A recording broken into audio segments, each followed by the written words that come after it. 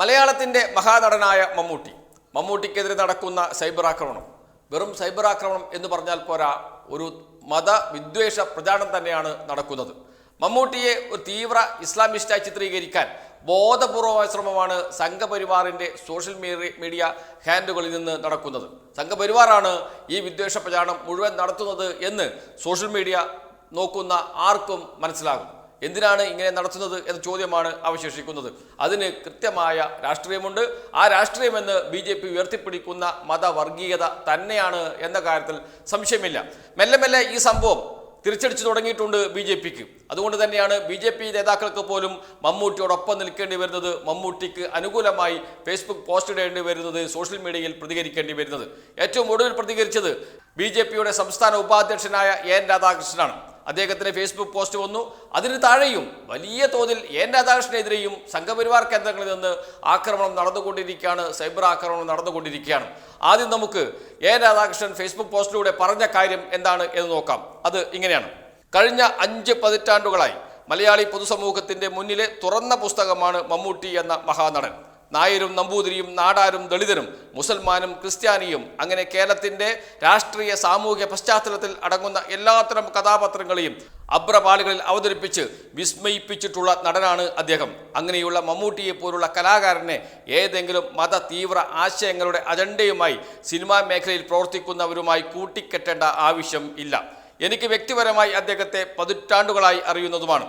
മമ്മൂട്ടിയെ പോലെ ഒരു മഹാനടനെ ചെളിവാരി എറിയാൻ അവസരമുണ്ടാക്കിയ സിനിമയുടെ സംവിധായികയും എഴുത്തുകാരനും ആണ് ഇതിന് മറുപടി പറയേണ്ടത്.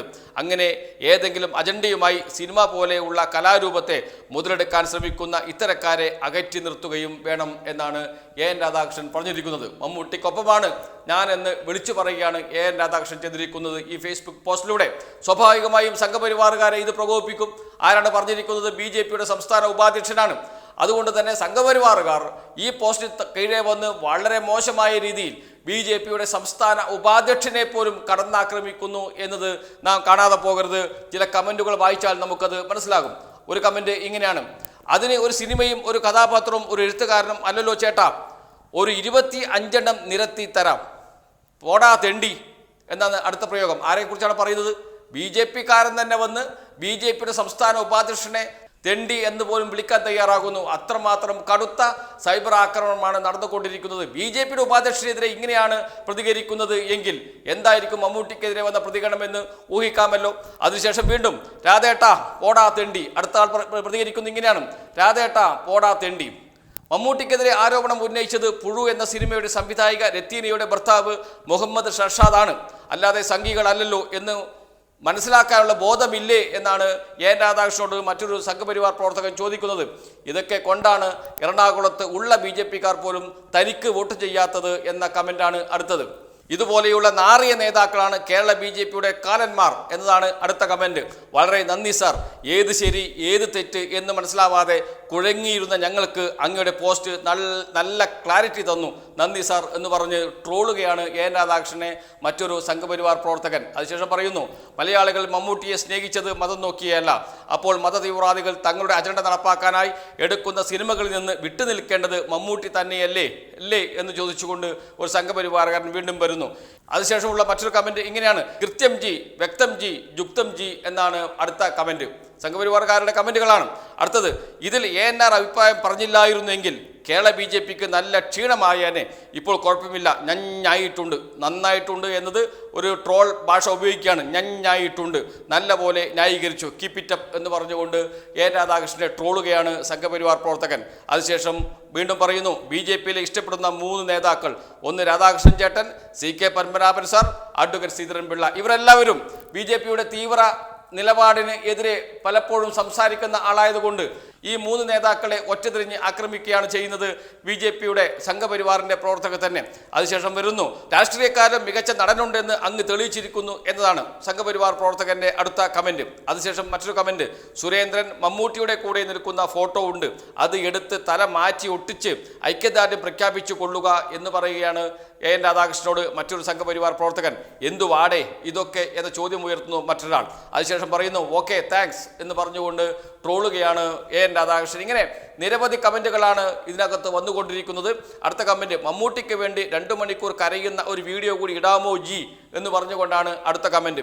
ഇങ്ങനെ നിരവധി കമൻറ്റുകളാണ് ഇപ്പോൾ വന്നുകൊണ്ടിരിക്കുന്നത്. അതുകൊണ്ട് തന്നെ ഇത് സംബന്ധിച്ച് ഒരു വിശദീകരണ പോസ്റ്റ് വീണ്ടും ഇടേണ്ടി വന്നു BJPയുടെ സംസ്ഥാന ഉപാധ്യക്ഷനായ എൻ രാധാകൃഷ്ണന് എന്നത് നാം ആലോചിച്ച് നോക്കണം. എത്രമാത്രം ഭീകരമായ സൈബർ ആക്രമണമാണ് നടന്നുകൊണ്ടിരിക്കുന്നത് എന്നതിൻ്റെ ഉദാഹരണമാണ് ഇത്.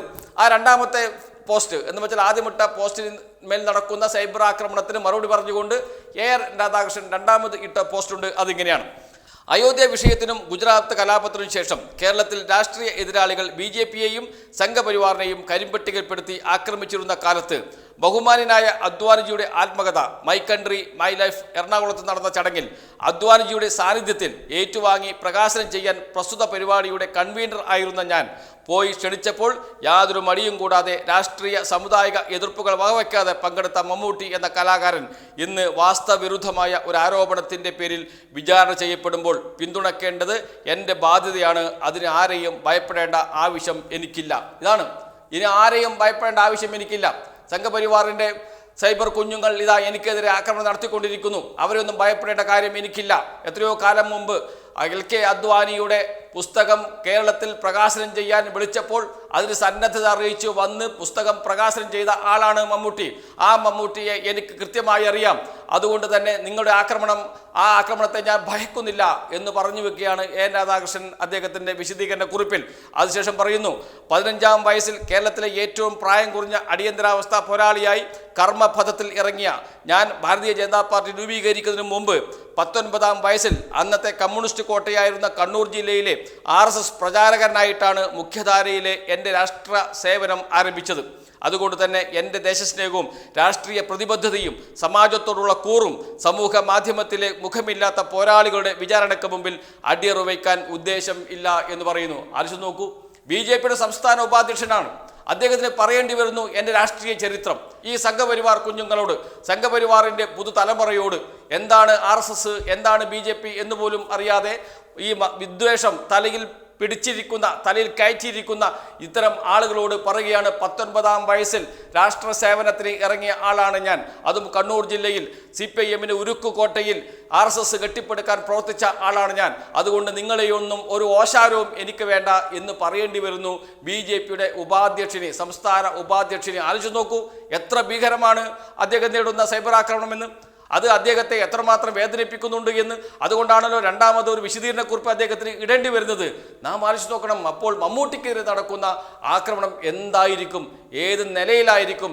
സ്വന്തം നേതാവിനെതിരെ, BJPയുടെ സംസ്ഥാന ഉപാധ്യക്ഷനെതിരെ ഇത്രമാത്രം ആക്രമണം നടക്കുകയും അതിന് ഒരു വിശദീകരണക്കുറിപ്പ് ഇടേണ്ടി വരികയും ചെയ്യുന്ന എൻ രാധാകൃഷ്ണന്റെ അവസ്ഥ, മമ്മൂട്ടിക്കെതിരെ നടക്കുന്ന ആക്രമണം എത്ര വലുതാണ് എന്ന് നാം മനസ്സിലാക്കണം. എവിടെ നിന്നാണ് ഇതൊക്കെ തുടങ്ങിയത്?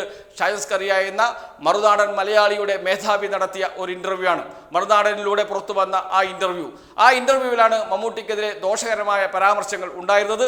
അത് ഉയർത്തിപ്പിടിച്ചാണ് ഇപ്പോൾ വലിയ തോതിൽ മമ്മൂട്ടിക്കെതിരെ സൈബർ ആക്രമണം നടന്നുകൊണ്ടിരിക്കുന്നതും. ഏതായാലും BJPക്ക് തന്നെ ഈ സംഘപരിവാറിൻ്റെ സൈബർ കുഞ്ഞുങ്ങൾ വലിയൊരു തലവേദനയായി മാറിയിരിക്കുന്നു എന്ന് വേണം കരുതാൻ. അതിന് ഉദാഹരണമാണ് BJPയുടെ സംസ്ഥാന ഉപാധ്യക്ഷനായ എൻ രാധാകൃഷ്ണന്റെ രണ്ടാമത്തെ ഫേസ്ബുക്ക് പോസ്റ്റ്.